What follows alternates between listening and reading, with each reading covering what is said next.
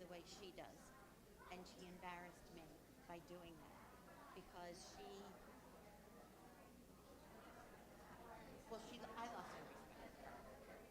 And I mean, I'm going to finish out what I'm supposed to do, but I really lost respect for her because she had no business going on there and talking about Trump and talking about Republicans and No, she doesn't.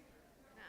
and you agreed with her and other people from the I facility from this faculty I just agreed with her. sometimes, if it's on my mind on that particular day, I like it. I It, it never doesn't post it anything. doesn't belong on It Facebook. doesn't. It doesn't. You're and right. You're and absolutely right. and I'm one of the people that she might not ever want to talk to because I didn't vote the way she did. And That's your. That's I know your. this is a Democratic synagogue, but I have a lot of friends in here that are not, Right. and we all feel the same way. And for her to have done that, respect her. Okay. Okay. And You're being honest with me, and that's what I wanted to know. as far as I mean, all my surgeries, I never got any cards from anybody. And I worked my ass off here. I had no idea. I worked my ass off. I never had anybody say to me, "Do you want to go out to eat?" Or "Edie, why don't you sit here?" I have always been off to my side. Nobody's ever made the effort to get to know me as a person, but when they want me to do something, I always say yes. Can you? And I go yes. I'm glad you were honest. So, I had a lot of trouble with the balloons for the unique boutique because I'm not good with computers. So, luckily, Shayla, the person who's swearing balloons, was patient with me because it took like 4 or 5 phone calls. She wasn't in my Liz. thing. Right. So if I wrote her back, it didn't get delivered to her. We worked it out, but I got the prices and all that stuff. And then Freddie asked me, "Can I get it cheaper?" And when you all were watching football on Sunday, I spent hours contacting balloon people and trying to get them. And she's the only person that called me back. And she's the even the person that did the card game day, Right. she never called me back. And she knew what the Right. Right. mistake Right. was. Right. Right. So I told Shayla, anytime you want, I'll meet you up here so you can see the facility. And I certainly know about the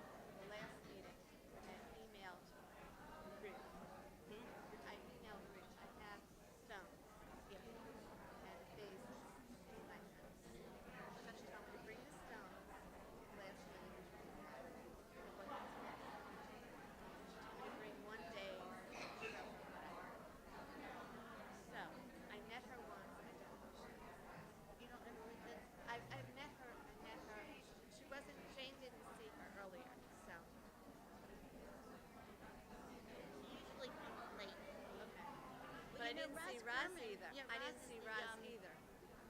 I don't know if she's she's the here. co-chair. Right. I didn't see her earlier either. That's why I'm asking And you. you know what's ironic? I went up to Freddie and I said, Freddie, I said, I think you're the best president so far. I said, you're so calm. You've got a calming, you know, attitude about you. And I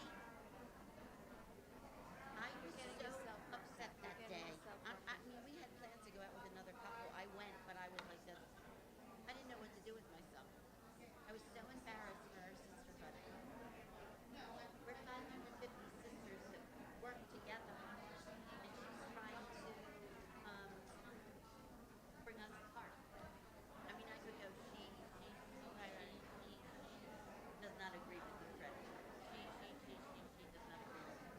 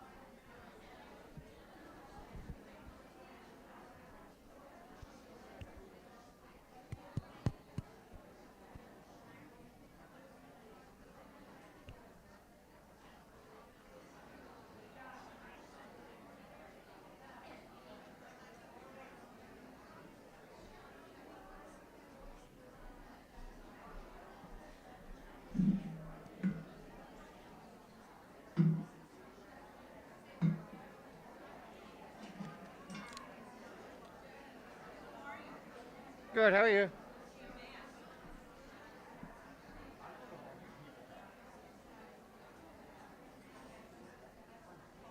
It's. I have a. I.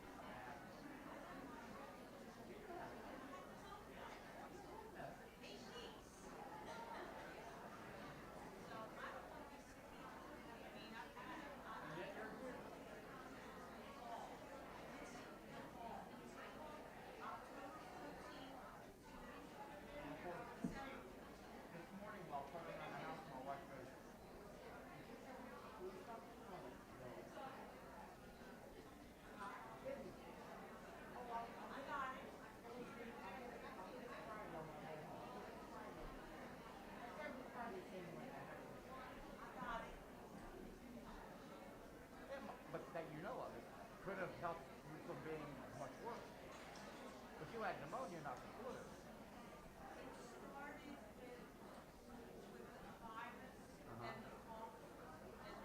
And it progressed into. I do my best.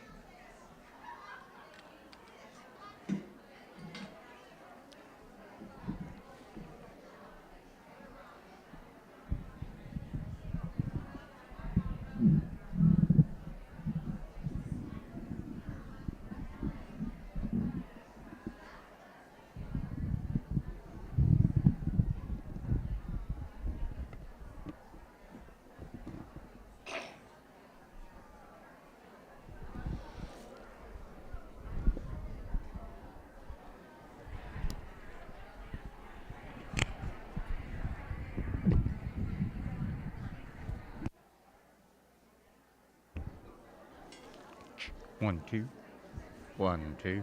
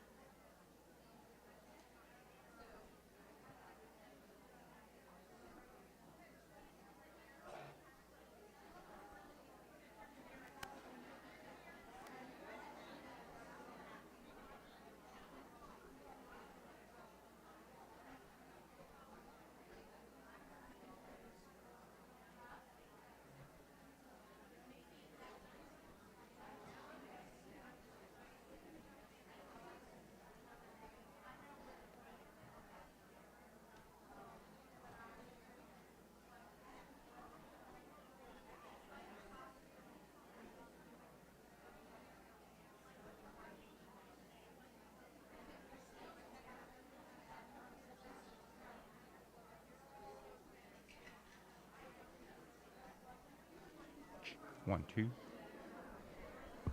1, 2.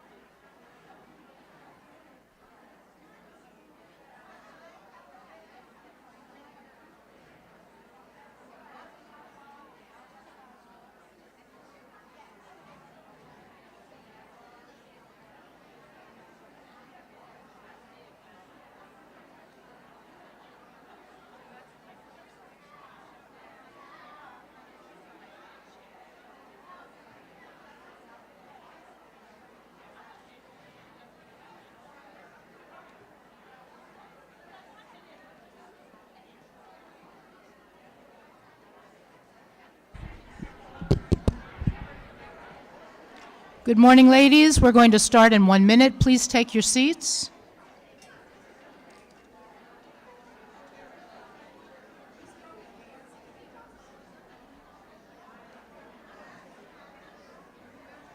These lights are so hot. You know, it's funny, Tom walked in, we've been standing outside, and it's cold out there, even though, and she said, inside's so hot. I guess it really is. It's very warm, too warm for me.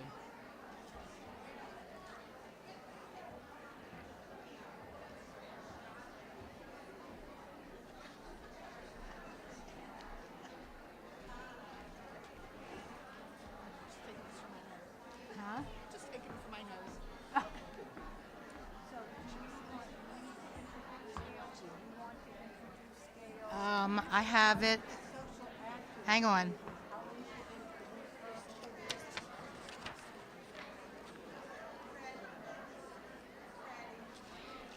her. One of you was introducing her. You did the simple meeting. Oh, okay. Yes, she was at the meet and greet.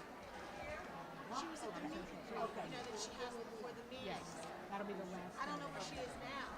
That's the last thing. Who are you looking for? Marlene's looking for Patty Levin. Yes. If you're sitting there, I had to make sure I heard you. You're saying Gail, okay, they'll come up. She was doing the meet and greet. Patty Levin, if you're in the room, come up to the stage, please. She just walked in.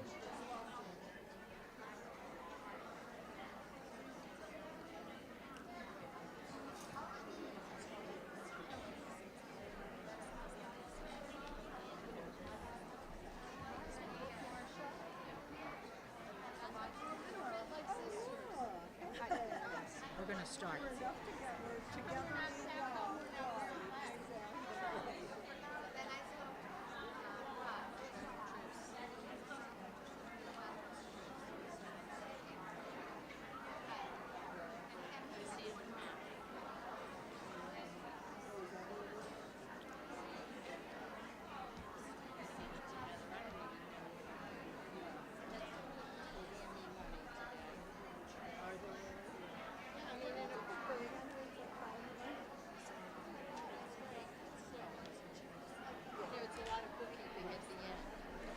Roz Kerman, raise your hand, please. Somebody's, there she is.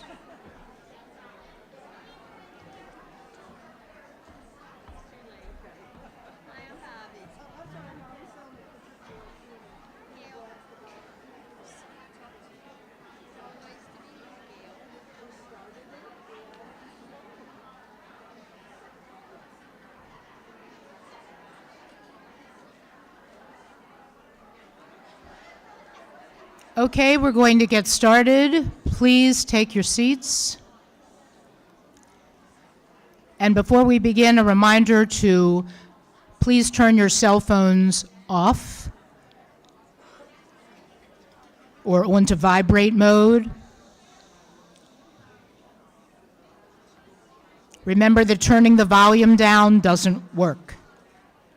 Your phone will still ring. Okay, we're making progress.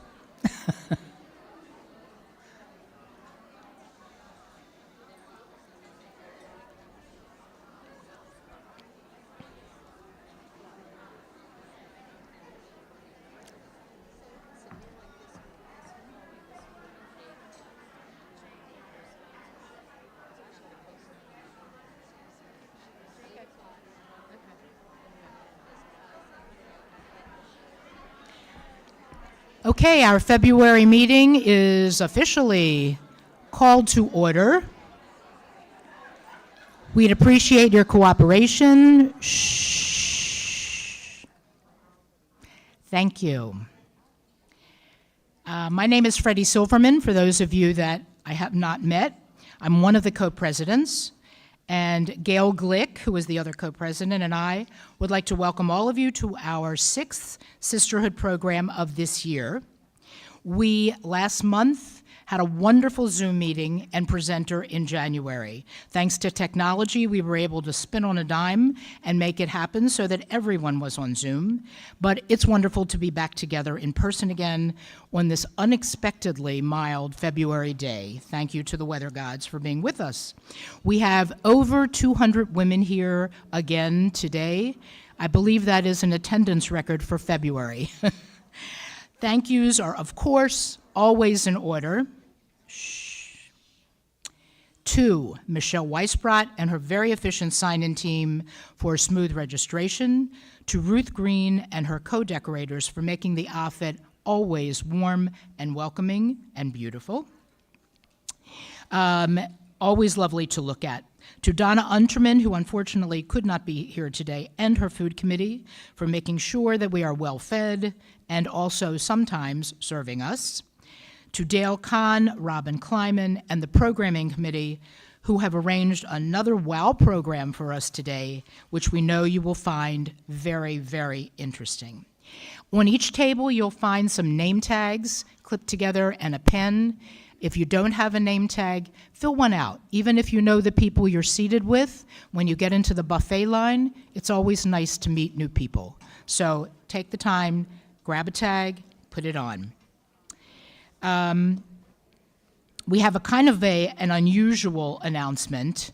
Our speaker, one of our speakers last month, who did our virtual trip to Dubai and Abu Dhabi and was fantastic, lives in Europe and does not have a setup to be paid electronically. She would like to be paid in cash. And we are looking for someone. Her account is in Paris. She's in Paris. So if anybody here today, or if you know someone who is heading to Paris in the near future, seriously, please let us know. See me sometime today, and we will make the arrangements to get the payment to you. Thank you very much. Remember that Harriet Cohn and her helpers are walking around selling raffles. If you haven't bought yours already, the prize for that, by the way, is always a gift certificate for our fabulous, fabulous Judaica shop. If you haven't bought yours already, they'll be circulating around after the buffet is served, so you can buy them then. We'll make another announcement. And we'll ask you to put your hands up in the air. Okay, at our last board meeting, we voted to make an emergency donation to the victims of the Los Angeles area wildfires. One of the buildings that burned to the ground was the Pasadena Jewish Temple and Center, which is a large conservative congregation. They have nearly 30 families who were burned out completely of their homes, and the entire congregation has been displaced. It was decided, rather than send it to the Associated or a federation out there, to send our contribution directly to that synagogue. And we received the following note of thanks. We want to thank you for your generous donation of $1,000 to the Pasadena Jewish Temple and Center, which we received on January the 17th. The support that you have given to the Pasadena Jewish Temple is deeply appreciated. Thank you for helping our synagogue remain a thriving center for Jewish life as we look to the future of our community to connect, learn, pray, and grow with sincere thanks. So I thought that it would be nice for all of you to hear that. We are very proud, yes, that deserves some applause. We are very proud that our fundraising success at Bethel Sisterhood allows us to contribute in times of emergencies to worthy causes such as this one. Thanks to all of you for helping us build our funds and enabling us to share our proceeds with others who need it. One of the groups, speaking of people in need, one of the groups that Social Action collects for is Bottoms Up, and I would like to ask Marcia Boonshaft to put on her Social Action cap and introduce Gail Schumann. Good morning. It is my great pleasure to introduce to you Gail Schumann from the Reisterstown Crisis Center. She is the one who started and keeps organizing and keeps processing all of the goodies that we give and that all the other organizations that support the Reisterstown Crisis Center. The Bottoms Up program, I'm going to let her explain it to you, but It really is an amazing program that she has devised. Gail Schumann. Thank you, Marcia. Can you all hear me? Okay. I'll try to be loud. Good morning. I'm so happy to be here. It dawned on me that the last time I spoke before a large group of women, I was in a church. And it was fine, but I feel more comfortable here. So I'm glad to be with you. I'm a volunteer at the Community Crisis Center in Reisterstown, which is a food pantry. So they can't really give much out in the way, purchase much in the way of toiletries. I founded the Bottoms Up program, and the full name is Bottoms Up Diapers, Period, and Incontinence Products for Our Neighbors in Need. So these most basic but expensive products I try to collect. I'll tell you a little bit more about that in a second, but my main reason for being here is to say mazel tov, to thank you so much for your individual efforts to bring products here and for your culminating in a group effort. And I am so pleased that Bethel, with Bethel Sisterhood and the Social Action Committee has decided to do that. Because your donations make it possible for us to help the mainly women that we serve. Your demonstration of dedication and mindfulness, not just of the blessings that you have, but mindfulness of the fact that others don't have the same resources. Not only have you helped us today, but as you know, you've helped us many times in the past. You are regularly practicing Tikkun Olam, and what I can tell you is that in last year, 2024, the Bethel Sisterhood contributed in excess of 6,200 individual items to Bottoms Up alone. That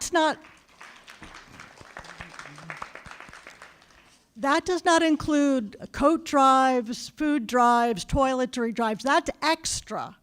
So we really super appreciate you. Your group is our biggest donator. So I think you should be very, very proud of yourselves.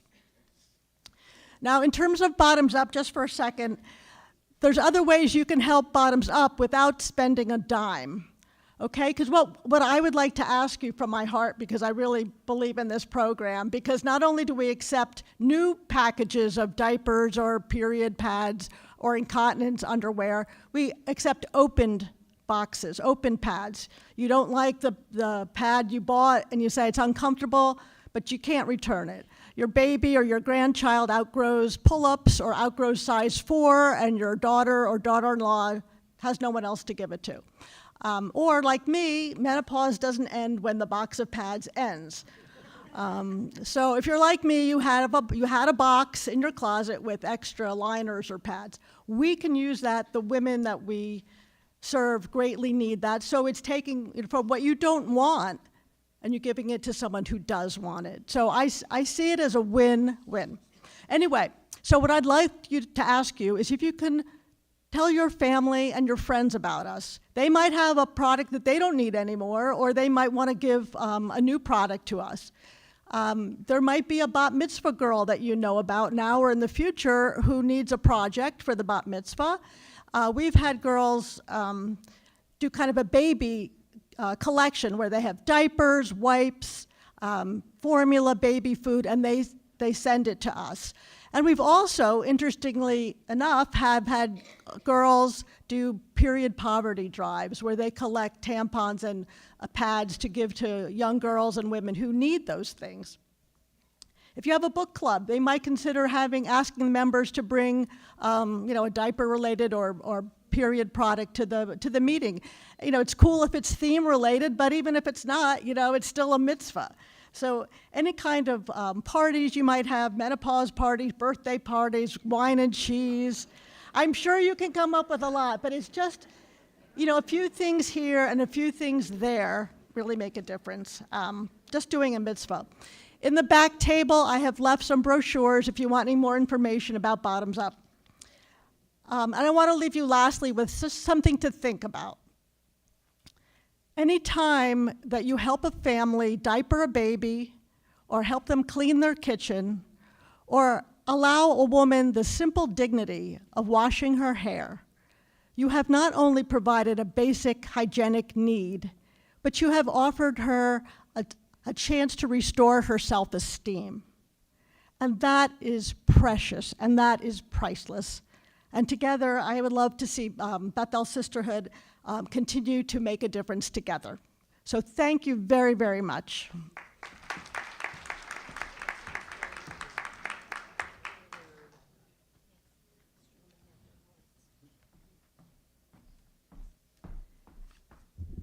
Good morning, and it's so good to see so many faces. I'm Gail Glick, the co-president of Bethel Sisterhood.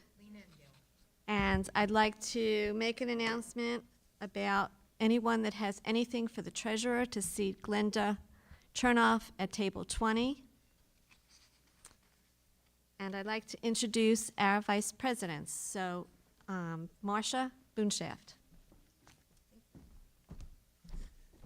Thank you. I have four items that I'd like to share with you today. The first one is Rabbi Sorokin's book review, which I'm sure many of you know about. What you need to, it is scheduled for Wednesday, March 12th in the office at 12:15. The book review is People Love Dead Jews by Dara Horn, and it is available in our library and in the public library, and Lauren Lesser is in charge of the program. So if you get a a flyer, her contact is on the bottom. The next item is March 19th. I'm sure you're all looking forward to game day, and we wanted to let you know that registration begins at 11:30, and people will be allowed to go in. Lunch will be served from 12 to 1:30, so you can serve yourself. You don't have to wait for your table to be called. And you'll get a nice little surprise when you check in. One other item is that optional $5 each raffle ticket for Share the Pot. So we look forward to seeing you then. The next item that I'd like to share with you is for the Federation of Jewish Women's Organization. Need my glasses. It is going to be Thursday, March 20th at 10 a.m. at Beth Israel Congregation.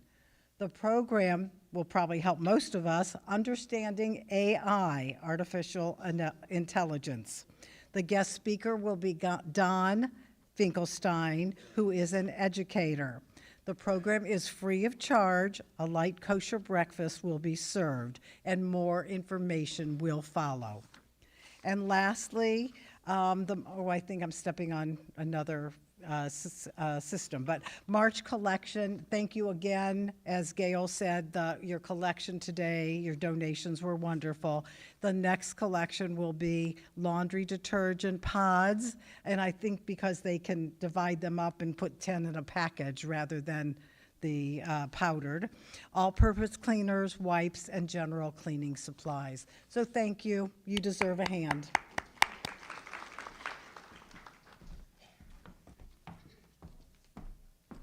Myra Coonan.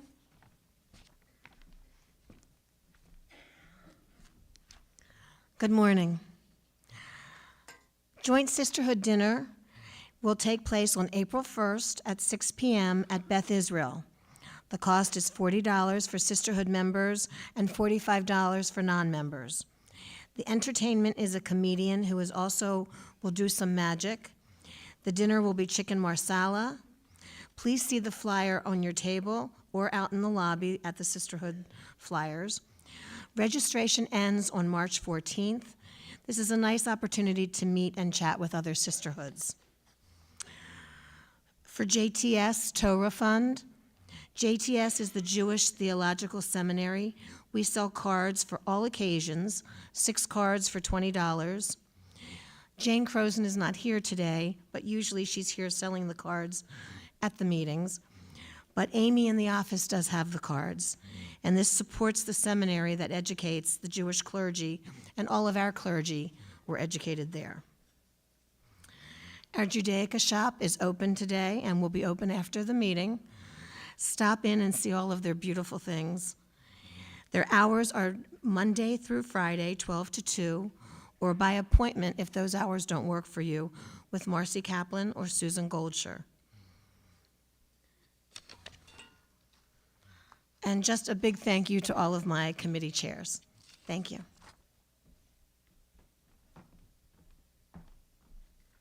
And Helen Friedman. Hi, everyone. It's great to see such a big crowd as always. I'll try to be fast.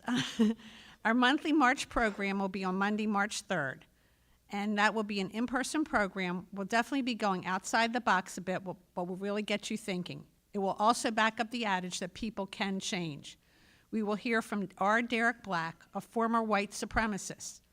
R. Derek Black is a child of Don Black, the founder of the Stormfront online community that is the internet's first neo-Nazi website and godchild of former KKK Grand Wizard David Duke.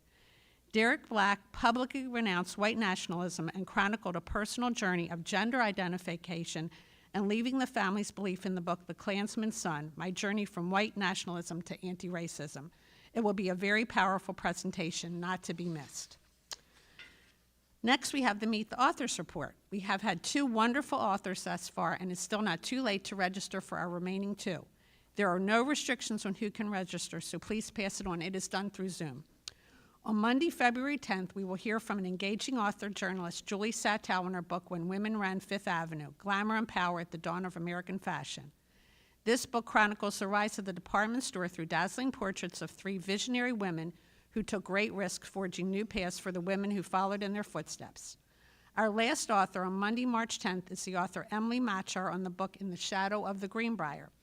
These authors are very impressive and inspiring. It's wonderful hearing about not only their books, but their journeys. We are fortunate to have this program in conjunction with the Jewish Council. You don't have to read the books to enjoy the program, and you'll find a flyer in the lobby with more information. Sisterhood contribution cards, please remember to purchase them for various occasions. Get well, congratulations, and sympathy. They are sold at each luncheon and any time at the front desk from Amy. Sisterhood Shabbat, that's coming up. As you know, our Sisterhood Shabbat is scheduled for May 3rd at 10 a.m. with a beautiful kiddush to be held directly after the service.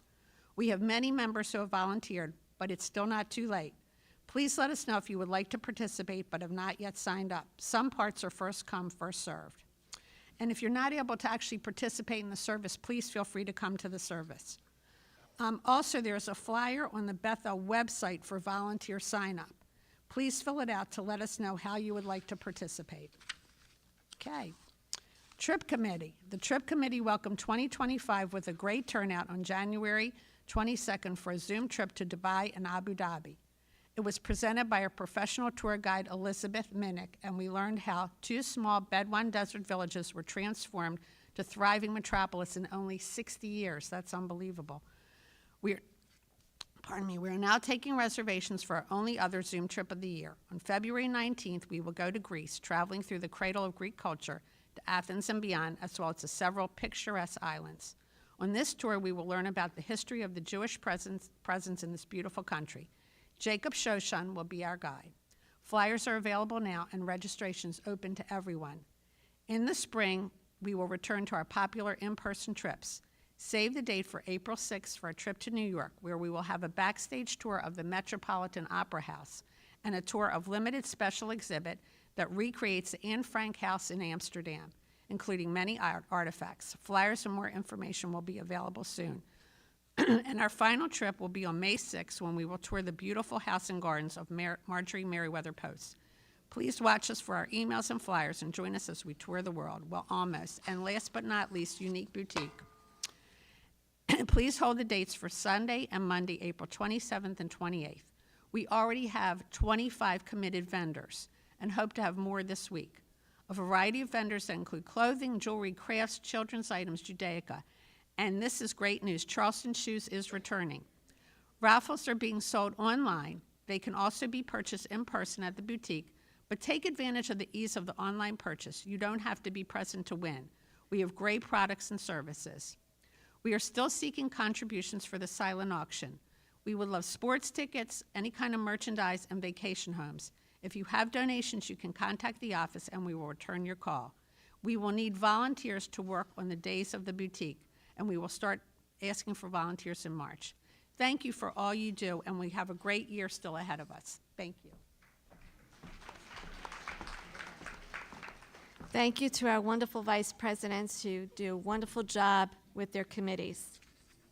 One small note on the Judaica shop. The Judaica shop will be open after the meeting today, and everything related to Hanukkah is 20% off, and that ends today. One of the things that everyone can do to help Sisterhood to be a program sponsor, which means making a donation in honor or in memory of someone or something and having that donation announced at the next program.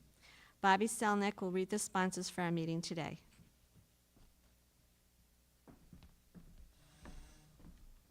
Hi, everybody. It's really nice today because we've got a lot of sponsorships to announce.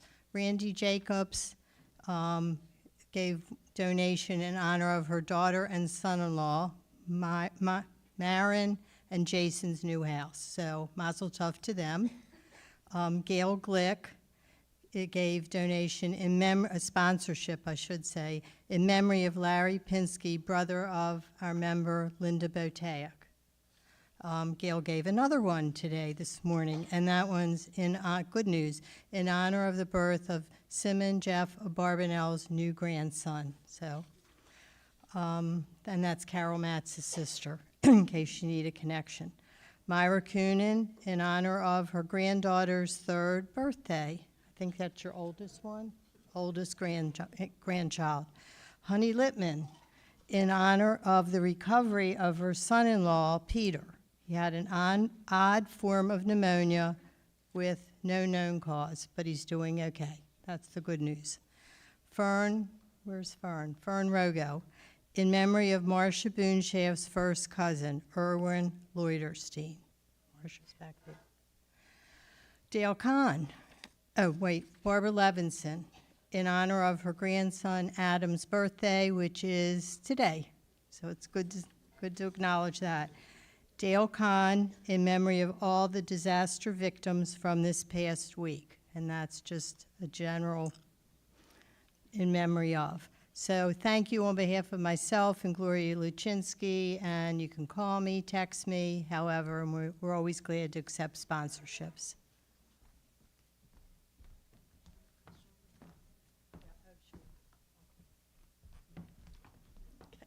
Charlotte Foreman is going to recite the prayer and say the motzi. I forgot to tell you that. Okay. Good morning or good afternoon. First of all, thank you to, is this on? Oh, you can hear me. Thank you to Bobby Selnick for always locating timely prayers. And this one is very timely because it's a prayer for our country.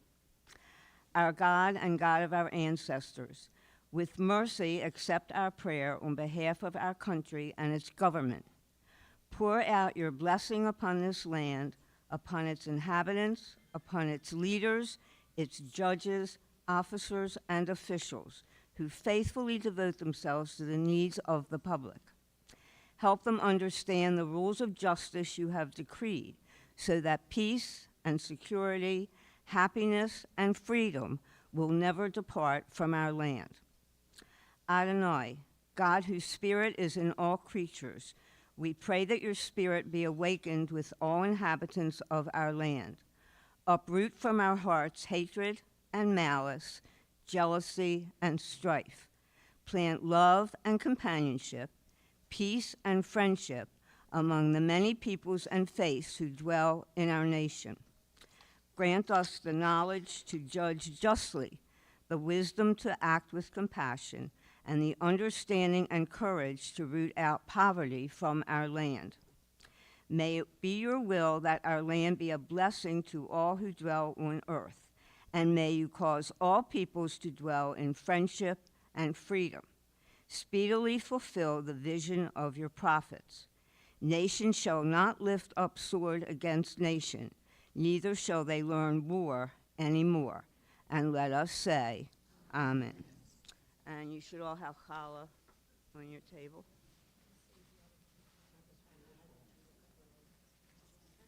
Boy, this one's really wrapped. Can't get it up. Baruch atah Adonai Eloheinu melech haolam hamotzi lechem min haaretz. Enjoy lunch.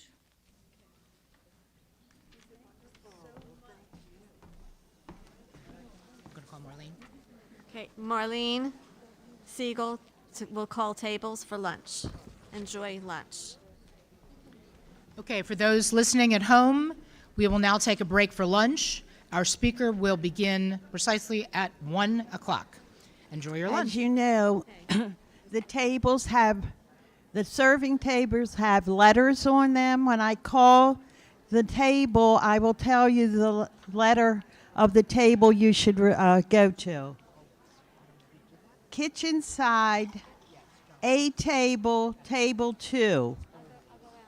Please, when I call the table, please go immediately to the table that is called. Kitchen side, table B will be table 20. Window side, table 3 will go to table C. And table 13 will go to table D.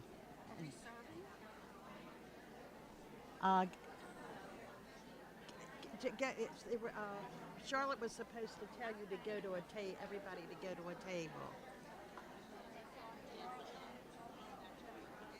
At this time, all the tables should be going to their assigned table.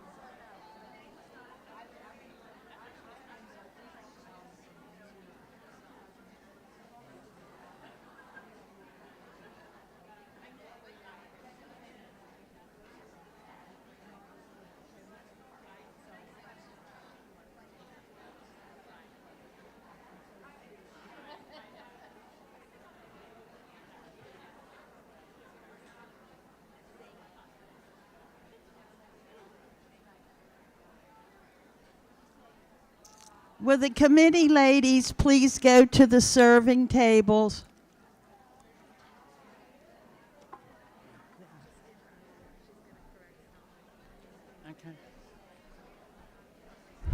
Hi, everybody. I know this Can we have your attention, please? Oh, I know this is out of order, but when we announced a sponsorship, if you could just get quiet for 1 minute, I would really appreciate it. Shh. Shh. I know it's out of order, but when we announced the loss of Linda Botake's brother, it's Robert Samuel Pinsky. That was an error in terms of his first name. So we wanted to correct that so you would have the right information. Okay, thank you.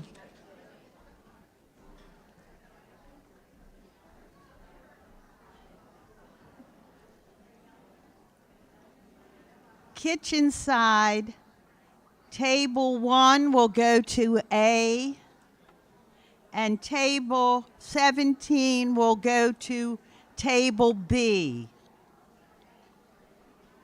On the kitchen side, table 1 and table 17. Window side, table 4 will go to table C. And table 21 will go to table D.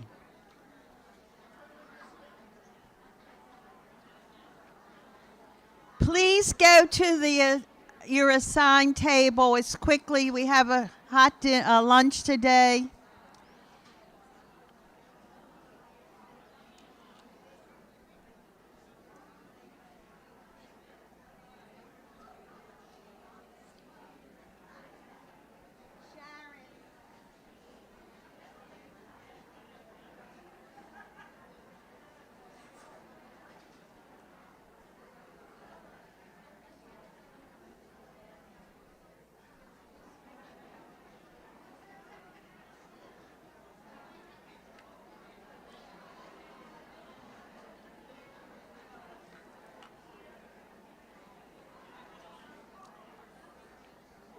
Window side, table 15, go to table D.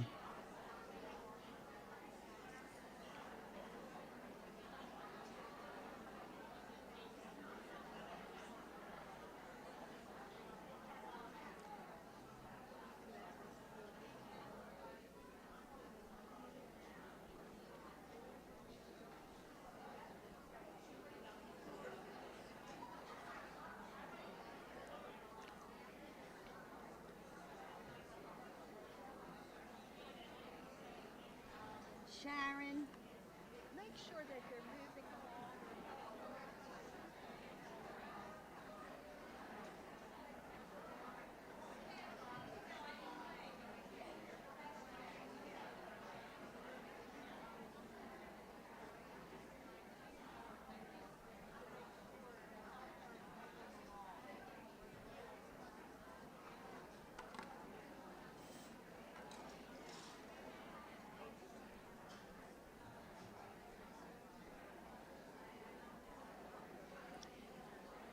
Kitchen side, table 9, go to table A.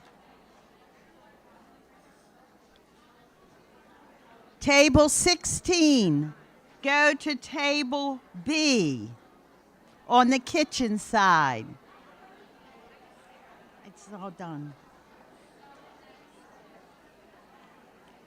Table 7, go to the window side, table C.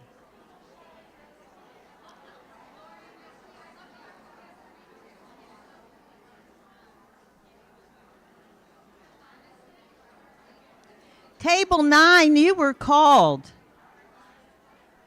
You were called to go to table A. Table A, kitchen side.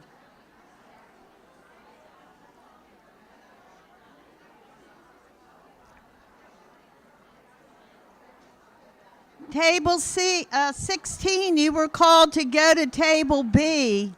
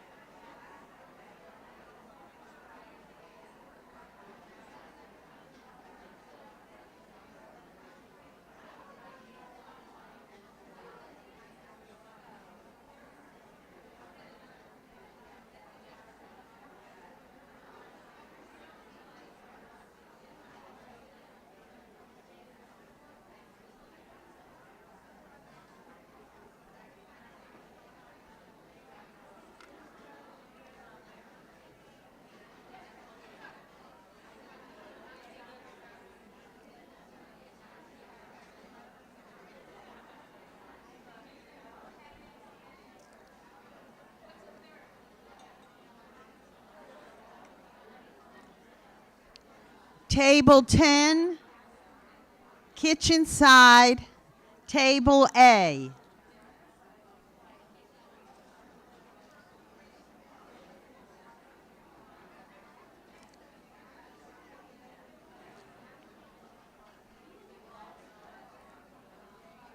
Table 5, window side, table C.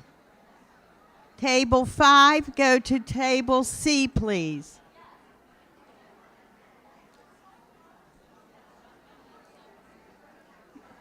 On the window side, table 22, go to the D table.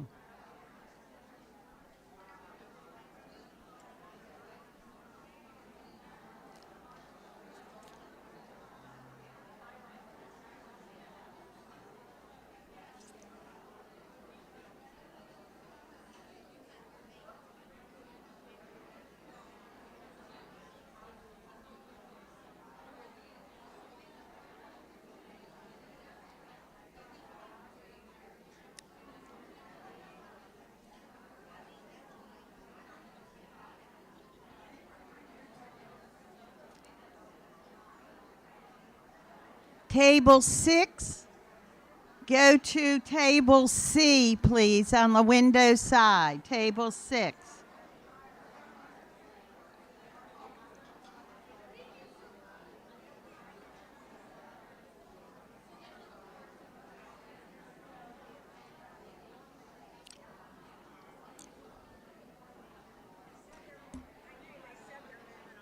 Well, just maybe you can help her, because, and the other side, and then the other Sharon also should help the other table.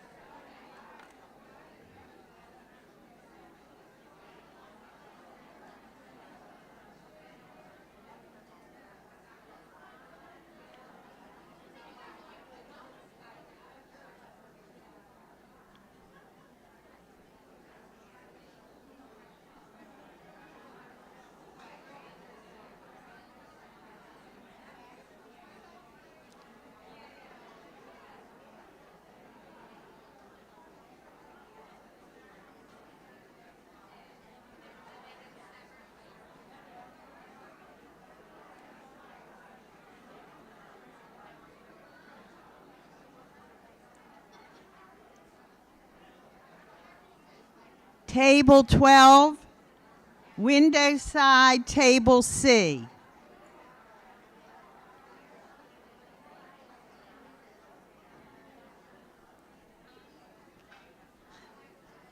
Table 18,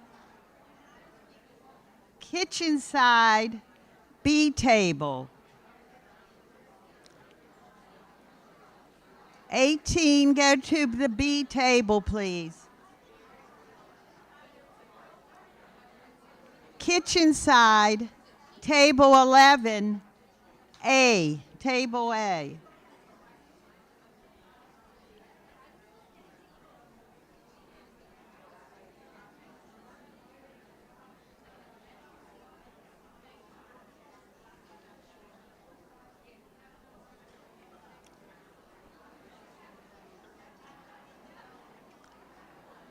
Table D, 14, go to table D on the window side. Table 14.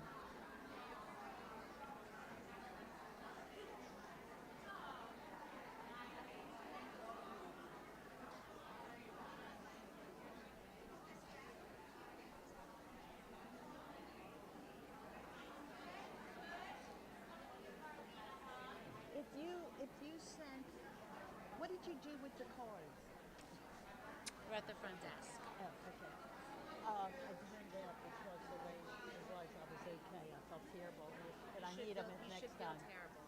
Not. I don't know if you answered my question about the days. I did. I said, let's look at our calendars together and pick a day that works Okay, great. well, the thing is, I did not get a whole day of emails, and when they sent my emails, I did it this morning. oh, okay, all right. So afterwards, I'll look at it. Well, hopefully, it's good. Well, he served it for Shabbos. What? I think but it was not very much sauce there. I guess Did it differently. Yeah. This is the pasta on the side and sauce. Yeah. And for Shabbos, and you mixed it all together. Yeah, but everybody liked it. Kitchen side, table 8, table B.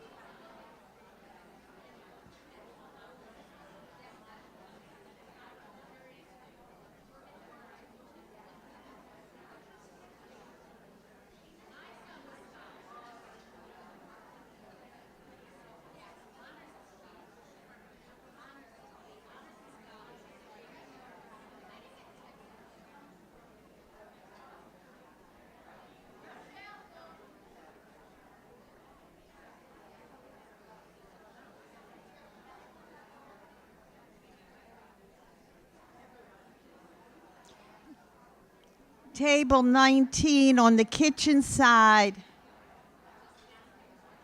You can go to either table, A or B. Table 19. At this time, all tables have been called.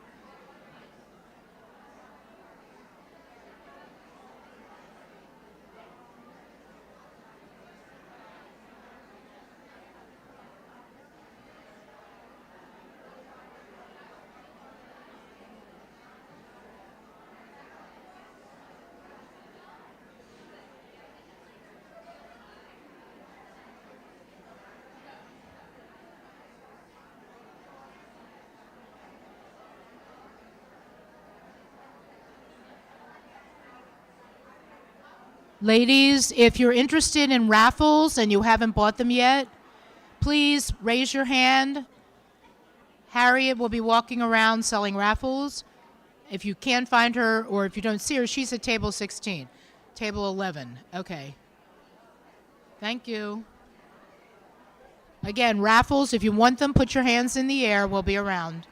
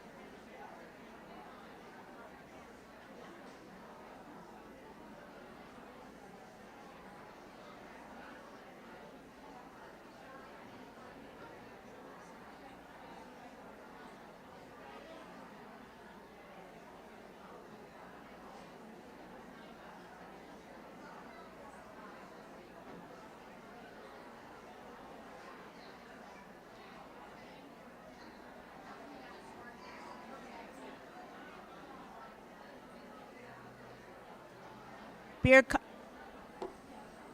Is this on?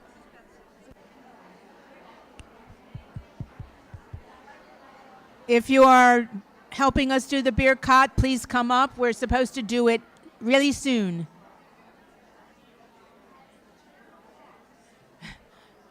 Ladies, shh.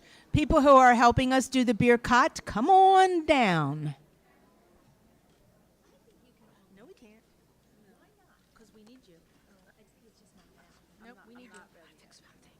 I know, it's always this way. That's when our boat next way. I know, I have the same issue. Just don't. You don't want to wear what? Camisole? He's here. He's good. Look at all. I want a picture. All right, we all know that we're here. Eventually, I am going to sit down there and you all are going to come up here. So start singing. These are the beer cot, which is the grace after meals. And I did not want to lead it, but can you hear me? All right, I'm going to eat this mic, which is what I tell everybody else. Sorry. You ready? Have Rai Nivarech. Yehi Shem Adonai Mevarach Mi'ata V'ad Olam. Bershut Chavirai Nivarech Eloheinu Shelchanu Mishalo. This is you too. They're singing your part. Go.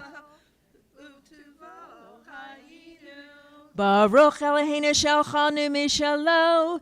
Uvtuvo Chayinu. Baruch uVaruch Shemo. Baruch atah Adonai Eloheinu melech haolam hazan et ha'olam kulo b'tuvo b'chein b'chesed u'rachamim rachamim hu noten lechem l'chol basor ki li'olam chasto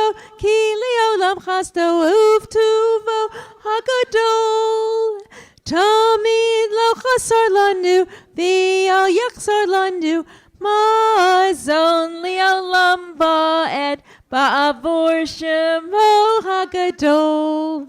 Ki hu elzonim varnes lakol, umetiv lakol, umechin mazon, lechol briotav asher bara, baruch atah Adonai. Hazan et hakol. I know I always do this, but I still want you to speak loud and lead us in the responsive reading. We will respond. Go.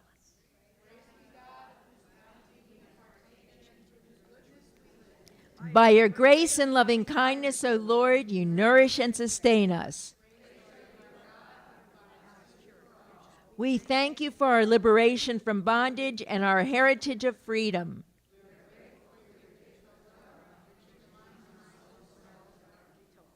Remember in mercy, O Lord, your people Israel and Jerusalem, your city. Amen.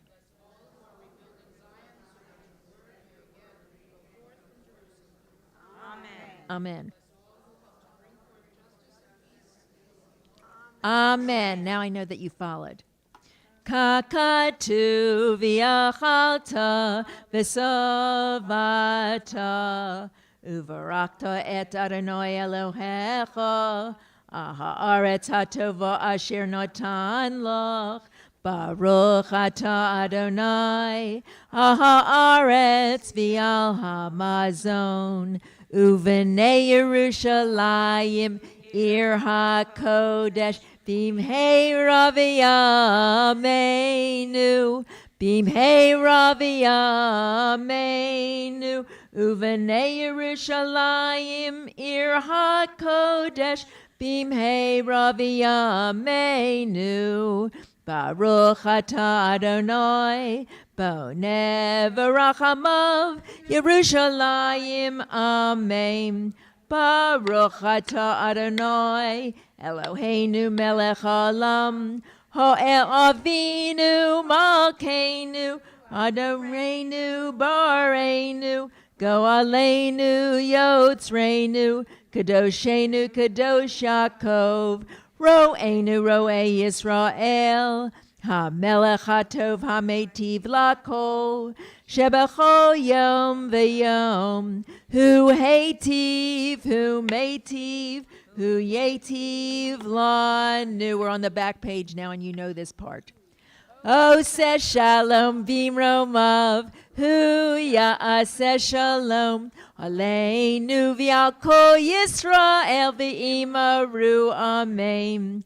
Adonai Oz Li'amo Yitain, Adonai Yivarech et Amo V'Shalom. Everybody at the bottom, you all know it because you're all here, and it's in English. May God give strength to our people and bless us all with peace. And to that we say, Amen. Thank you. I think I heard some of you. Thank you. Okay. I'll let you take it. I'm fine. All right. Just to make sure that what I'm doing is getting there. Okay.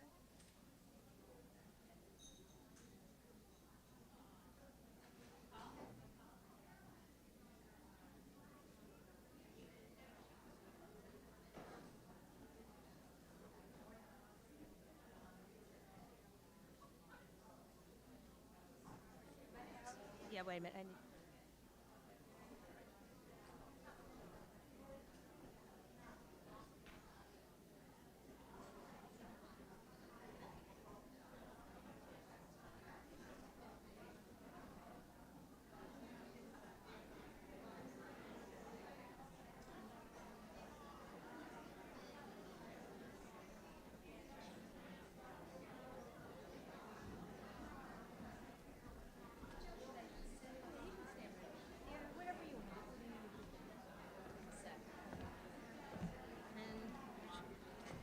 I'm going to put the water underneath.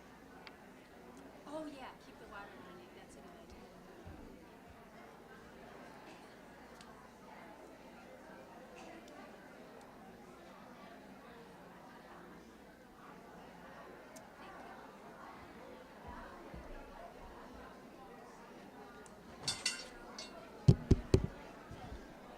Can I have your attention, please?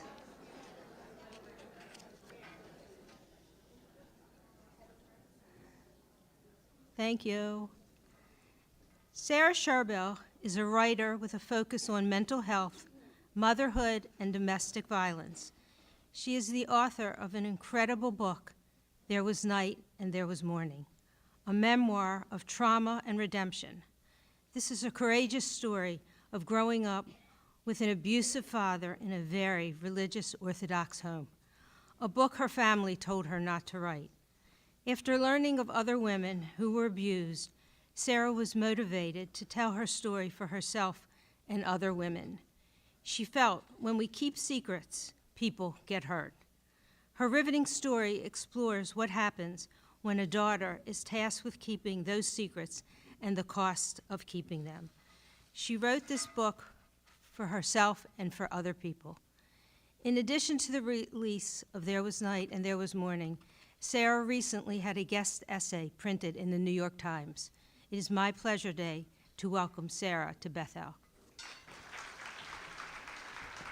Thank you, Dale. Hi, everybody. So when I first was invited to speak here, I just kind of was hoping that at least 20 women would come. And I said to myself, you know what, if we get 25, I'm going to be so happy. So to see so many of you and all gathered and such a warm communal spirit here is just such a great feeling. So I just want to thank you all for coming out on this cold February afternoon, and I especially want to thank Dale and my new friend Julie, who is the one who initially chose to invite me here. So just thank you so much for having me. It means a lot to be here.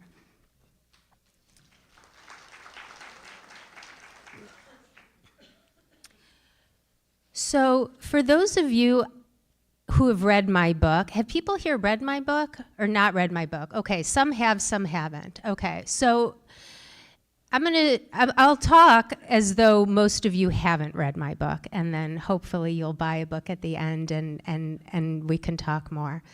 To give you an overview, so I grew up the daughter of an Orthodox rabbi in Chicago. I'm the eldest of 5. And we were very much this portrait of a happy, wholesome, religious family.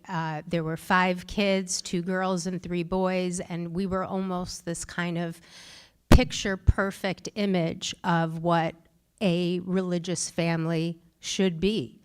And we were very much inculcated with that idea that we were examples for the community, and that my sister and brothers and I were there to show our community this is what a happy religious family looks like, and we were expected to act accordingly. And now in certain ways it wasn't a mask. In certain ways we were happy, but my family was also keeping a very heavy and dark secret, which was that when my father was not at synagogue giving sermons or leading services or visiting people in the hospital or conducting funerals or weddings or bar mitzvahs, he was abusive behind closed doors. He was abusive to my mom, he was abusive to me, and he was abusive to my little sister and my little brothers. And this was while he was running a thriving Orthodox congregation. So as you can imagine, there was this real split that I experienced of who we are supposed to be on the outside when we're at synagogue and when we're with the community, and who we were on the inside, which was grappling with some of the most painful things a person can grapple with. First and foremost being, how can my father, who is such a loving person and such a gracious leader to so many people in the community, how can he be so kind and compassionate and generous with the congregants and so cruel to us behind closed doors? So that split, as you can imagine, was something very, very hard to navigate. And one of the ways that I did navigate that was by writing about it. So from the time I was a young child, 8, 9, 10, I was always keeping a diary and writing down what was happening in my home. And that was my way of kind of staying sane and grounding myself. And it was an outlet for me. And then when I went away to college, I took a writing course, and a professor of mine said, turn in 40 pages. And she didn't give us any guidance about what we should be writing about. There was no directive in terms of subject matter. And so I sat down at my computer as a college student, and this story of my father's abuse just came pouring out of me. I didn't necessarily plan to write it, but I just started writing it. And then I thought about getting it published. And when I graduated college, a professor of mine said, this is very good, it could be published. And I thought to myself, if this book is published, it will destroy me. It will destroy my family, it will destroy my parents, and it will destroy my father's congregation and the community that he's built. And I didn't want that to happen. You know, something that people don't talk about. First of all, we don't talk very much about abuse in the Jewish community in general. But something else we don't talk about is that abuse is not a monster coming at you 24 hours a day. It's much more subtle than that. And you can be experiencing abuse from a person who is also very loving at times, very generous at times, and I was protective of my father, even though he was abusive to us. I was protective of my mother, even though she was allowing the abuse to continue. So this manuscript that I wrote when I was 20, 21 years old, I ended up burying for decades. I didn't literally bury it, but I metaphorically buried it because I didn't want to hurt my family. And then in my early 40s, I learned something quite shocking, which was that my father, in his capacity as a rabbi, was actually abusing young women in his community. So my parents by then had moved to Florida. They were living in Miami, and my father had gotten a very prestigious pulpit in South Beach.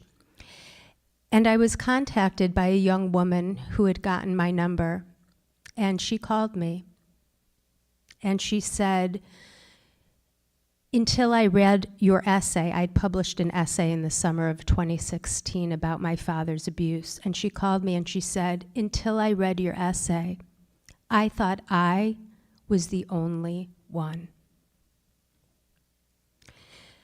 This shocked me and it galvanized me, because what it made me realize was that keeping secrets is not a neutral decision. It's not a neutral stance. When we don't talk about the truth, when we don't share stories of abuse that are happening to us behind closed doors, 9 times out of 10, probably 10 times out of 10, that abuse will continue.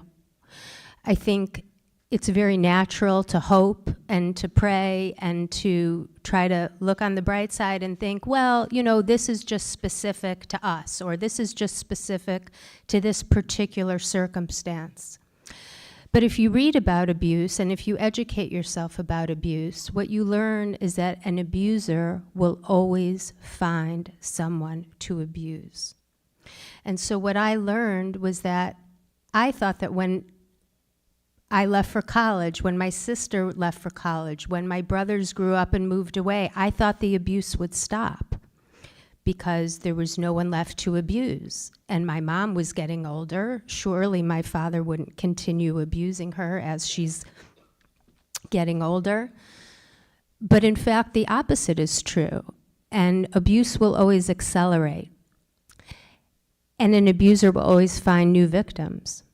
And so what I learned was that a time comes when it's very important to share our story. And for me, I felt that the time had come to share my story. Initially, I was afraid, as I mentioned, that writing this book, publishing this book would bring harm to people I love, that it would hurt my siblings, that it would hurt my mom, and that it would hurt the community that I grew up in. And I had this loud voice in my head while I was working on the book telling me, you shouldn't do this. You should not be writing this story. But I pushed past those voices. And I'm really glad that I did, because what I discovered is that sharing secrets, talking about the things that we were told we shouldn't talk about, doesn't actually hurt people. It actually is the first step toward healing. So since the book has come out, I have been astounded by the responses that I have gotten from people I grew up with in my community in Chicago where my father was the rabbi, but also from strangers, complete strangers who have written to me and said, thank you so much for writing about your story of abuse. My mother was abusive to me, and my sister and I have never talked about it. My stepfather was abusive to me. My older brother sexually abused me, and I've never told anyone. I was abused by an uncle from the time I was a young child, and I never had the courage to tell my mom. I could go on and on and on.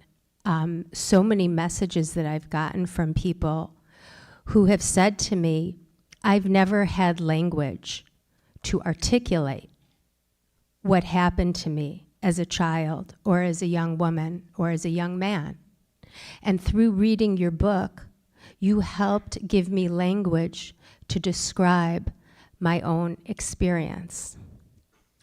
And as a writer, I can say that has been one of the most gratifying things for me. Because on one hand, I wrote this book for myself. I needed to get this off my chest. Carrying a secret around with you is a very lonely experience. And I'm sure some people sitting here know exactly what I'm talking about. There's a loneliness that comes from carrying around a secret that you can't talk about. So to be able to help give people language to talk about these kinds of things, to me, is really the first step toward healing. So I wanted to just say, I really wrote this book for two reasons. One is to show the abuse that takes place in the Jewish community that we really do not talk about very often. But the other reason why I wrote the book was to talk about, even when we're hurt by religion or by religious leaders or by hypocrisy that we see in our community, there's still a tiny kernel of truth that we can take with us. And that was something really important to me when I was working on the book. I didn't want to write a book that was just angry and that was just sad and that was just talking about the hurt that I had experienced. I wanted to write a book that also had some redemptive element and had some kind of pathway toward healing. And to me, something that was really important was showing that even when our religious observance changes. So for me, I grew up Orthodox, and I had to leave the Orthodox community because emotionally it was too heavy for me to carry that weight and all the memories attached of living in that community. It was too much for me to bear. But the other thing was that I didn't abandon religion entirely. And I wanted to convey that in my book, that even if we leave some of the more rigid strictures of observance behind, and I've already spoken with some women here who were raised Orthodox like I was, and as I have done, kind of moved away from a more Orthodox observance. But I wanted to show that there's still a kernel of meaning you can take with you. And Dale mentioned this essay I published recently in the New York Times, which was about prayer. And prayer for me has been a savior, just like writing has been. It's been a way to find a sense of myself within pain, and it's been a way for me to connect with God, which is something that, maybe some people would think I wouldn't want to connect with God. I have a father who's an Orthodox rabbi who was very abusive. Why would I want to connect with God? But my relationship with God is actually something that really helped carry me through the abuse, and afterwards really helped me to find my own path and my own meaning. So that is another reason why I wrote the book. And if it's okay with you, I'm going to read just the opening few pages of the book.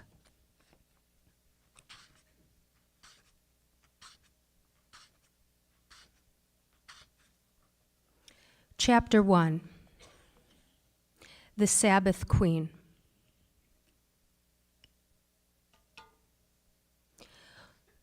When I was young, I loved being a rabbi's daughter. I loved the prayer book's silken pages, the slightly raised ink of the letters. I loved baking challah with my mother on Friday mornings, leaving enough time for the dough to rise and the bread to bake before sundown. I loved my book of Bible stories with the pictures, and the pictures in my head, which were more vivid and majestic than anything in a book could ever be. The Red Sea splitting, Moses descending the mountain with 2 stone tablets, God in his throne listening to our prayers.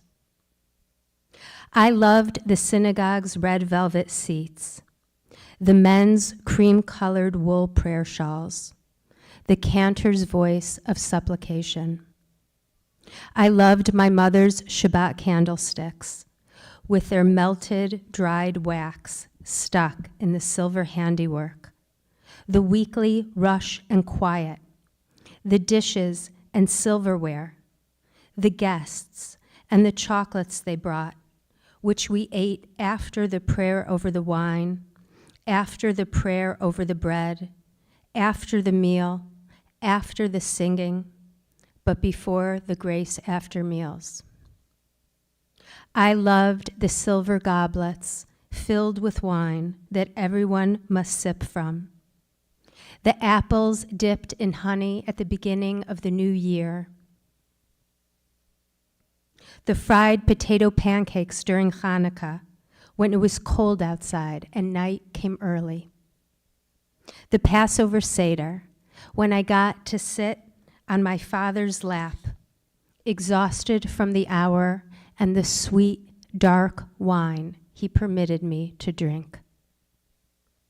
When I was young, my teacher at Sunday school told us that God is everywhere, and I believed that was true. But that was before I discovered that God can disappear, that God can turn his face, go into quiet hiding, and that even though he is everywhere, you may have to work the rest of your life to find a trace. On Friday mornings, I help my mother bake challah for Shabbat, the Jewish Sabbath, which began Friday night at sundown and continued until Saturday after dark. I stood next to her on a stool, wearing my red flowered apron, and watched her knuckles sink laboriously into the elastic dough, its fleshiness turned over and over beneath her delicate fingers, yielding a smell that was alive with yeast and comforting with home. I knew that challah dough could become sticky with kneading, and that it required frequent dustings of flour to keep it supple. My mother would say, "Sarah, honey, I need more flour now." And she would lift up the doughy sphere so that I could sprinkle the flour, which seemed to me like a special kind of angel's dust, onto the counter space beneath. I smoothed it delicately over the formica surface, the yellow moon suspended in my mother's hands. When Friday night arrived, my father went to synagogue, which we called in Yiddish, shul. Though nobody in my family spoke Yiddish, not even my mother's father or my father's mother. "Give Abba a kiss goodbye," my mother said, using the Hebrew word for father, one of only a handful of Hebrew words in her vocabulary outside of the prayer service, which, though she knew well, she did not understand. When Abba comes back, it will already be Shabbat. My father left for shul before the Sabbath began so that he could drive there. Once Shabbat started, no use of electricity was permitted. No turning on and off lights, no cooking, no driving, no television, no radio, no telephone. Other Shabbat laws meant no writing, no use of money, no baths, no bicycles, no drawing, no carrying anything outside. By the time my father left, I had already had my Shabbat bath, which meant I got to use my mother's special green soap that came in a tall green plastic bottle and that had to be held upside down and squeezed in order to release its dark liquid, so green it seemed black. The soap smelled like pine, which in turn smelled like my mother. Because I was almost 6 years old, she sometimes let me squeeze the bottle myself. But I usually squeezed out too much, and it was from Jerusalem, which I knew to be the holiest place in the world. It was also the place where my parents had met and where I had been born, though we had left when I was a baby, and I knew the city only from stories. My mother squeezed out the soap for me onto a rough brown tool she called a loofah, which I thought was the Hebrew word for sponge. Then she'd say, "Stand up, Sarah, honey." And as I stood knee-deep in the bath water, she would scrub my legs and arms, my knees and elbows, my shoulders and back, until my whole body was slick with a thin green gloss. She told me this was very good for my skin, even if it stung a little. Now you'll glow like the Shabbat queen.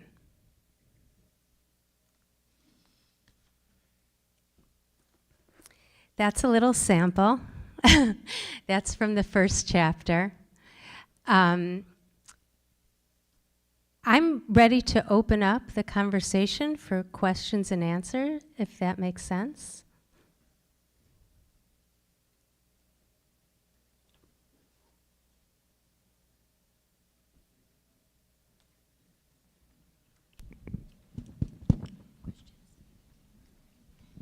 I have two questions. You said writing was your outlet. Yes. To kind of help you through the abusive situation. Yes. What did your siblings do, and how did they fare in their adult lives? And also, what happened? I'm assuming your parents were still alive when your book did come out. Did they speak to you? What were those conversations afterwards? So great questions. It'll take me about 3 hours to answer. Okay, so the first question is my siblings. So writing was an outlet for me. That is 100% true, and I really believe that if I hadn't had writing, I would not be standing here today. I would be in a very dark place.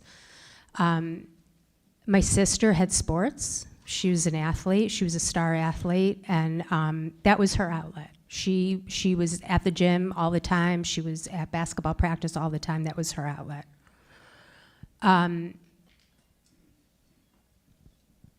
My story, if you read my book, is not all hearts and rainbows. So you asked how some other of my siblings fared. So it was harder for my younger brothers. And I have a brother who became a heroin addict. And that was his response to trauma. I've learned a lot about addiction, not living with my brother, but watching him go through his process. And I think for those of us who grew up during a time of Nancy Reagan, just say no, and we definitely received the message from our culture that who does drugs? I mean, who becomes a heroin addict? Someone bad. Only bad people do drugs. Well, the truth is that drug use is often a trauma response. It's a response to being in a lot of pain. And so one of my brothers, for example, had a long journey with heroin addiction, and he ultimately became homeless. And I write about this at great length in the book. And then we helped him into recovery. And today he's thriving and married with 2 kids and has a very successful business in LA. But that took many, many, many, many years. So to answer your question, writing was my outlet. Different siblings of mine had different outlets, but not all of the outlets were healthy, as I'm describing. So that's one thing. The second part of your question is my parents' response. So my father died 2 years ago, before the book came out. And I should just say, just because it's so crazy, I just have to say this. Today's my father's yahrzeit.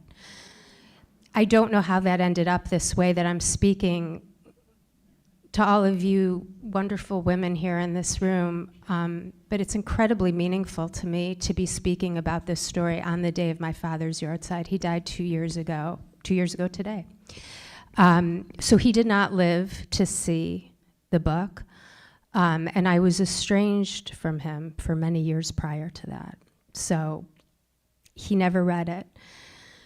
But in my heart of hearts, and this is very personal, but I will be very personal here. In my heart of hearts, I think he would be very proud of me for writing the book. And I know that sounds like a crazy thing to say and maybe a counterintuitive thing to say.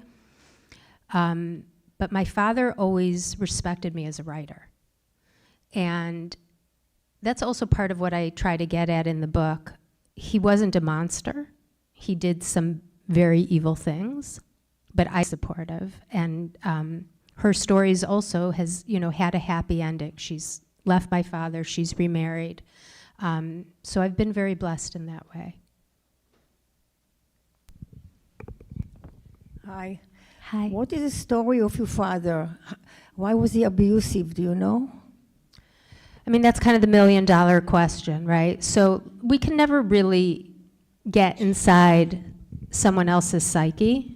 And, I wish I could just give you a very simple answer as to why he was abusive. The real answer is, I don't know. But of course, I've thought a lot about it quite a bit. The first thing you need to understand about abuse is that it's usually perpetrated by people who themselves have been abused. So my father was abused by his father. And that is a big part of it. That's what he knew. And unfortunately, so many of us, end up replicating what we learned from our parents, whether it was good or bad. So abuse was what he knew. He had been abused his whole life until his mother left his father. So that's what he was acting out. Other people, since I've been on my book tour, other people have said to me, was your father mentally ill? Probably.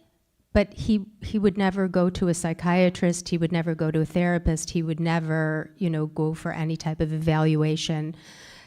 Now as an adult looking back, sure, I can try to give him a diagnosis. I'm not a psychiatrist, but I have a sense of, was he suffering from this? Was he suffering from that? Probably.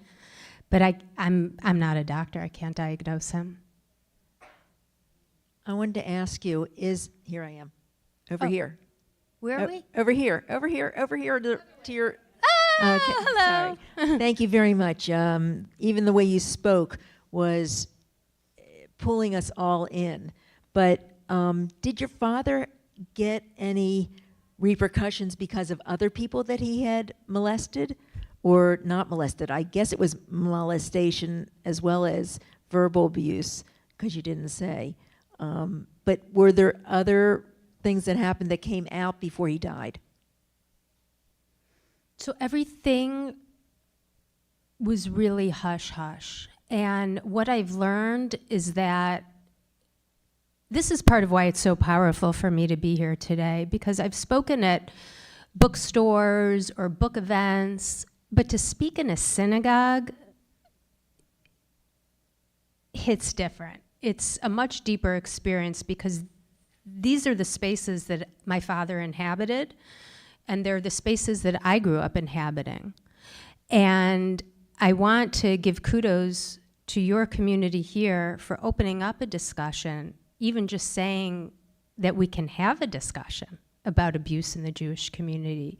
You wouldn't believe how many Jewish institutions, schools, synagogues, temples, JCCs, just want to squash it down because this is not our problem. This is a problem in other communities. Other communities have this problem, not us. So to answer your question, did things come out? No, they didn't. And the reason they didn't is because there was coordinated effort behind the scenes to keep things silent. So to give you an example, and I talk about this at length in my book, this young woman who reached out to me, by the time she reached out to me, she was 22. but she had been abused by my father since she was 17.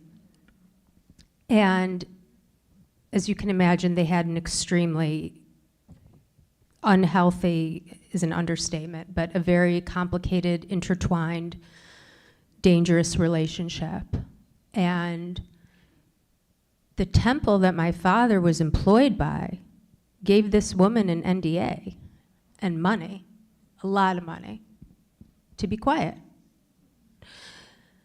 That's why it's so meaningful for me to be here today, because so many synagogues just want silence. Did you get pushback as you were writing this from any synagogues or people who knew you were writing it? Here. So, is this your question, Dale? Yes. Yeah, so I purposely did not tell people I was working on a book. And I did that very, very intentionally. I mean, my close friends knew, my husband knew, my son knew, my mom knew, but beyond that, I wasn't advertising that, hey, I'm working on this book about my father, specifically for this reason. I didn't want people to know. I didn't want to be shut down. Even once I got a book contract and I was contracted to publish, I didn't, post it on my Facebook page or anything because I didn't want people to know, because I didn't want to hear the pushback. I was blocking out the pushback because I had been told to keep silent my whole life, and I reached a point when I was in my early 40s. Yeah, I'm not going to be silent anymore, and if there's any voices out here telling me to be silent, I'm going to block them out. I have two questions. Sure. Number one, how have you fared in your personal life because of all of this? Not great. I'm joking, but I'm also not joking. So, on one hand, I'm a success story in the sense that I'm upright, and I have written a book about my experiences, and it seems as though when you publish a book, people like to assume that everything's fine, and we can tie this all up now in a nice little red bow and, say we have a happy ending and bye-bye. But it's not that simple. And my personal life has been tremendously impacted by this. And, I do like to make that point whenever I'm speaking about the book. Like, there is some redemption in the book, and there's definitely a feeling of redemption in being able to share my story and talk about my story. But don't think for 1 minute that it hasn't impacted me very severely. So I mentioned that one of my brothers dealt with addiction for many, many years, very serious addiction. Thank God that wasn't the path that I've been on, but I've dealt with other things, like debilitating depression, debilitating anxiety, suicidal ideation. Like, those are very real legacies of abuse. And my other question is, Sure. Yeah, you did not speak of what kind of abuse that Fair you enough. and others were subjected to. Okay, so let me be more specific. So, in my family growing up, my father was physically abusive. He beat us, and me in particular, and my mom in particular. But he was also very emotionally abusive, and I think we don't always give enough weight to emotional abuse and how destructive it is. So, like, one of my brothers, who's a very brilliant guy, he was told by my father almost every day of his life, you're a failure, you're a piece of shit, and you won't amount to anything. You don't have to hit someone to abuse them. And then these young women at the synagogue, one of whom I write about at great length in the book, that was sexual abuse. So, my father seemed to run the gamut. Emotional, physical, sexual, it's all there, unfortunately. Hi. Hi. Were you ostracized by your family, and do you have a relationship with them now? And is your father still a practicing rabbi? Oh, he died. I'm sorry. Do you still practice orthodoxy? Okay, so there's a bunch of questions there, so let me try to answer them. So my father passed away 2 years ago, so he is no longer practicing, and he was fired from his pulpit before that. I no longer practice as Orthodox. I don't observe, that kind of very rule-based, but I do maintain certain practices. I pray. Whether it's from a prayer book or whether it's in my own words, that's something that I've taken from the tradition that I very much integrate into my daily life. Even though I'm not Orthodox, I still pray to God every day. And Shabbat, I don't observe it the way I grew up observing it. I grew up, well, you heard me read, no television, no phone, no, very strict, and spending basically all day at synagogue, Friday night, Saturday morning, and then Mincha and Mariv, basically you're at synagogue all day. I don't observe like that. My family and I don't belong to a temple now or anything. But I keep Shabbat in my own way. I light candles every Friday night. I have Shabbat meal with my son and my husband every Friday night. So I've kept certain things that are really meaningful to me. You would certainly not mistake me for Orthodox, that's for sure. Next question's right here. Hi. Since writing your book, and it sounds like it's been a bit cathartic for you, if you haven't already, do you feel that you would ever be able to forgive your father and or your siblings from your upbringing and what he did? So it's a great question about forgiveness, and I appreciate your question because the idea of forgiveness is something I've thought about a lot. And actually, the first book reading I ever did when my book first just came out at the end of September was at a bookstore in DC, and so it was, a lot of just strangers were there, non-Jewish people and people I'd never met, and one of the men in the audience who I'd never met before was a scholar of Christian theology. And we did a Q&A just like this after the reading, and this man raised his hand and he said, in the Christian faith, and he was a scholar of Christian theology, and he said, in the Christian faith, there's a lot of emphasis on forgiveness. And that's, really an ideal that the Christian faith holds to. And he said, is that something you subscribe to? Have you forgiven your father, or are you working on forgiving your father? Is that like your goal somehow? And I said, I'll tell you what I told him, which is, I don't really think in terms of forgiveness per se. I do feel it's almost like in a certain way, like it feels almost like a Christian idea to me. For me, I'm less interested in forgiveness, and I'm more interested in wholeness. So for me, part of the process of writing this book was to achieve a sense of wholeness in myself, and a sense of wholeness for my family, that we could hold this story and tell this story and have this story be out there. But it was more from a place of wanting to be fully authentic, as opposed to a place of, well, now I forgive you. I don't relate to that concept, maybe because it's too black and white. I'm more interested in feeling okay in myself, like I'm being real, like I'm being authentic, and like I can hold my truth. Oh, thank you. On the other side. I wish I could call on you, but I'm not in charge around here. Julie is. On the other side. Can I ask a question? Yes. I want to ask about your mother. Oh, please. Because, in a couple ways. Because first of all, I don't know when the abuse started of your mother, okay, but she went on to have 5 children. I don't know whether the abuse started, at what point it started.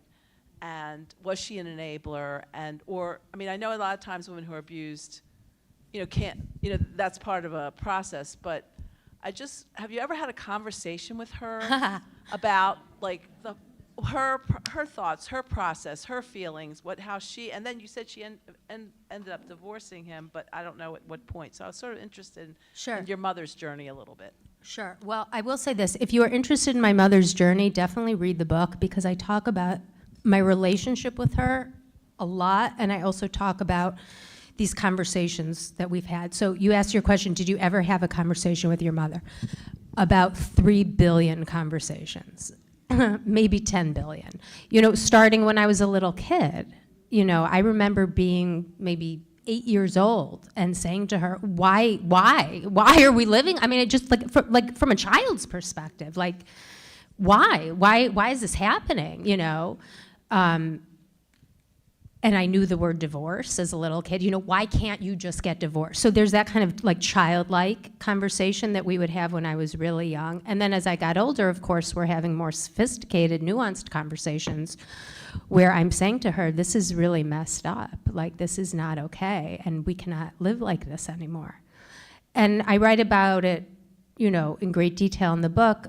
She did try to leave multiple times, and something that I think is not understood even in 2025. I mean, you know, I'm writing about my childhood, which was, you know, in the late 80s and early 90s, but even in 2025, I still don't think there's really enough awareness of how difficult it is to leave an abusive marriage.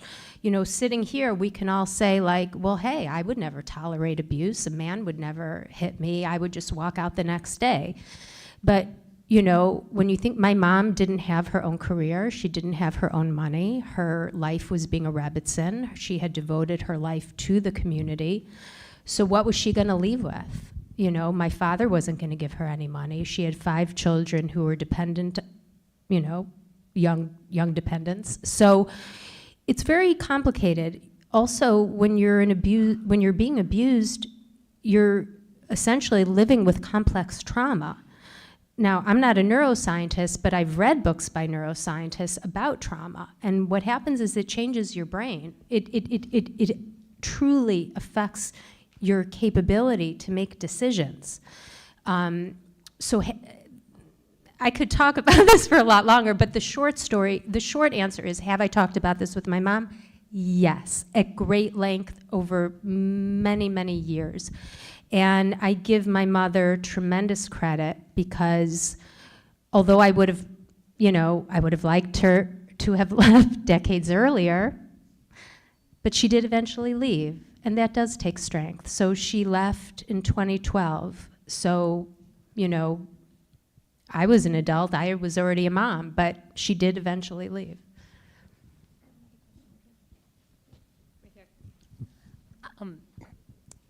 That was part of my question, what happened with your mother, but what transpired with your siblings and you? Did they come to you for guidance?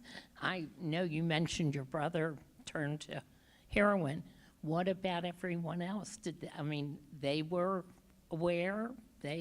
How did they react to all this? And yeah, so I appreciate your question, because this isn't just my story, right? I mean, I'm the one who wrote the book, and I'm the one standing here speaking to you, but this is not just my story. And I wrote this story for me, for other people experiencing abuse, but I also wrote it for my siblings, because we're like one organism, you know? We're very, very, very, very close. And there's been a lot of negative outcomes, as you can imagine, from growing up in an abusive home. I've talked about some of them: addiction, depression, debilitating anxiety. Those are all things we've lived through. But on the brighter side, we are very, very, very, very close. And so you were asking about my siblings' process. We have a lot of transparency amongst ourselves. So do they come to me? Yes, they come to me and I come to them. And we are all kind of like on this little journey together. And I would not have been able to write this book without my siblings' support. And they've just been amazingly encouraging of me doing this, which is really incredible considering how exposed they are in this book. So I'm just like incredibly grateful to them. I have a question over here. and I'm not really even sure how to ask it, but I had heard before this that there's a lot of abuse in the Orthodox community. There is. And of course, there's a lot of Orthodox communities tight around here. Yeah. And I know that Hana, is that the name of that organization? Hana is around here, and you see the flyers for it in the women's bathrooms. You know, if you're being abused, call Hana. Yeah. But I wonder what you know about that and like what we can do. I mean, the problem, I guess, is people that get abused are just afraid to say anything. And that's, I don't know what, I don't have a really, I just don't know what we can do about that to help. Yeah, so look, I mean, I wish that I could give you like a very clear directive, like, here is how we stop abuse in the Jewish community. You know, I don't have like a 10-point, you know, PowerPoint. I don't have like a 10-bullet PowerPoint presentation. You know, how are we going to stop abuse in the community? There is no one overarching answer. However, there are small steps that we can take. So one thing, you know, making sure there are flyers up in bathrooms and synagogues, and I think, and you know, listening to survivor stories, which is exactly what we're all doing here today. You know, I've done readings where people have waited in line to buy my book, and then, you know, I take the book and I say, okay, who am I signing it to? What's your name? I'll sign it to you. And she says, oh, no, it's not for me. It's for my sister. She's in an abusive marriage. I've tried to talk about it with her for years, but I can't get through to her. I'm just going to give her your book. And I said, okay, great. Like, I hope she reads it. You know, so it's like, how are we going to solve abuse? I don't know. I don't have a magic bullet. I don't have a perfect solution. But I think, like anything, it can only change in, you know, in small ways, one bit at a time. Talking about it, bringing awareness about it, having discussions, writing books, you know, this is dialogue. This is part of how it starts. I mean, if even just one person who's sitting here, even just one woman who's here today, you know, can think of like, oh, well, you know, my cousin is actually in an abusive relationship. My sister-in-law's in an abusive relationship. Like, you know, I went to this talk about abuse today, you know, maybe we can open up a dialogue. Like, I think it starts in really small ways. Did you get any pushback from the rabbinic community after your book came out? Like you shouldn't have done it? Yes, I did. So I was telling some of my new friends at my table here, I spoke in Chicago 2 weeks ago, and I was told by the woman who organized my event that she had been getting calls for weeks from the local rabbinic leaders in her community in Chicago, leaders of local synagogues and temples, big synagogues, were calling her and saying, how dare you give Sarah Scherbel a platform? She's denigrating the rabbinate. She's speaking badly about somebody who was a rabbi in our community. How dare she? And how dare you give her a platform? And I give a lot of credit to this woman who is a friend of mine who organized this event in Chicago, and what she responded to him was, actually, in this community, we listen to survivors. Actually, in this community, we don't brush things under the rug. She's not talking bad about someone. She's trying to bring to light an issue that affects so many people in the community. So the answer is yes, there has been pushback. And it's shocking to me, but also makes it even more meaningful when we can come together and talk about it. You mentioned Hana as being a resource, but there is another resource whose name I can't come up with, but they've been involved in uncovering abuse in the ultra-Orthodox community. And there was something in Baltimore within the past several years that has come up before courts, and a lot of prominent Orthodox have been either targeted or are working with this other ultra-Orthodox organization that's trying to bring forth these issues. And does anybody here know of any of that name? It's been on my Baltimore Scoop contact on Facebook, but I can't think of the name of it. So I'm not familiar with the name of the organization. I don't know if anyone else here is. But I know that there is increasing awareness. I think there are, like you're describing, grassroots efforts, in the religious community to kind of help bring this to light. Hopefully there'll be more momentum. Okay, we have time for one more question. Thank you for your story.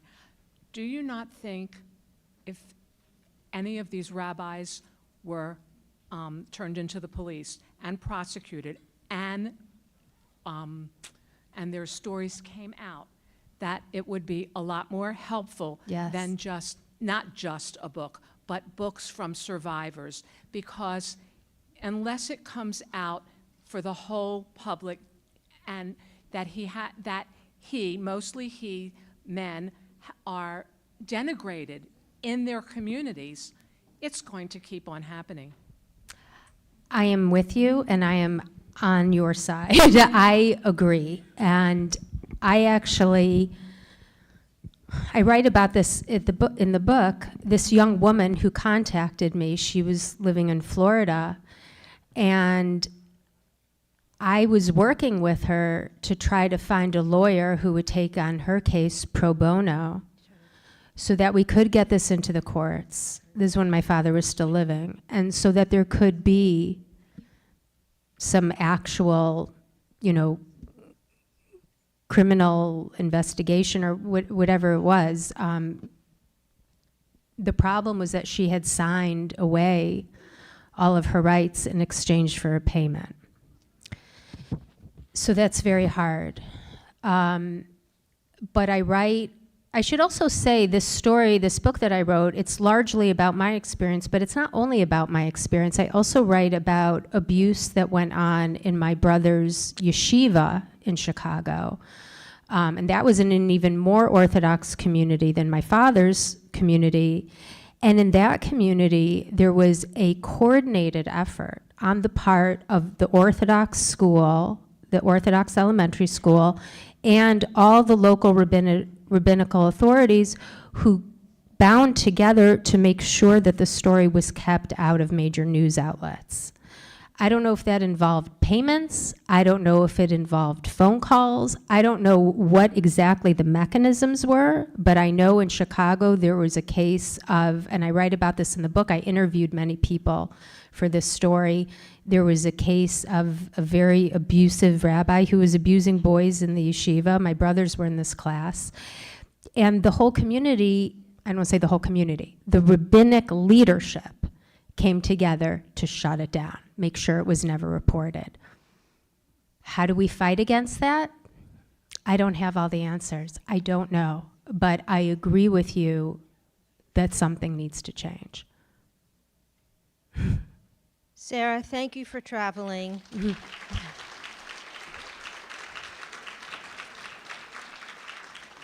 Thank you for traveling an hour today to be with us, to share your very moving story about your childhood and the emotional, physical abuse that you and your family had to endure. You have eloquently and bravely encountered the stories that traumatized you and your family for years. Hopefully, your powerful page turner will help others that have experienced traumatic abuse. Sarah will be in the back of the room to sign her books. Thank you all so much for being here. Thank you.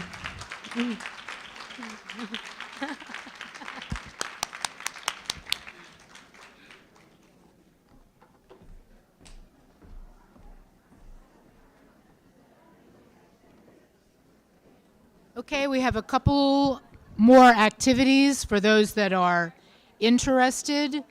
If your table is getting up, would you please have one person take the centerpiece to the window wall? That would help with our cleanup. We're also going to pool our raffles to get our 2 raffle winners for today. And since Sarah is busy, I'm going to ask Gail to pull these. Do those have to be entered? Oh, okay.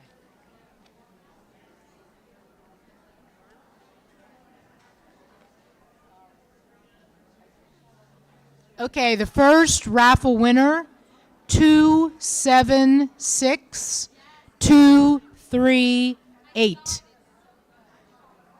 276238. Come on up. Looks like it's Marlene. Yes? We have another winner.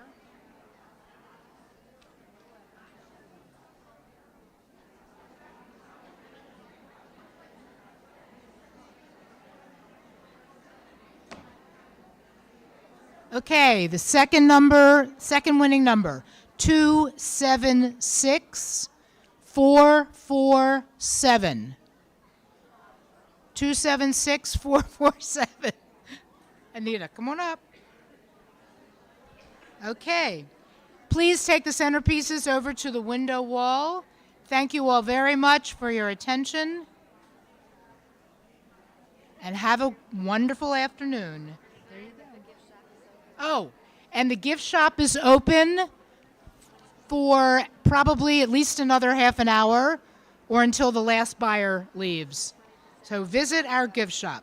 They are still having a post-Hanukkah sale that's active today. So take advantage of it for next year's Hanukkah. Thank you, ladies.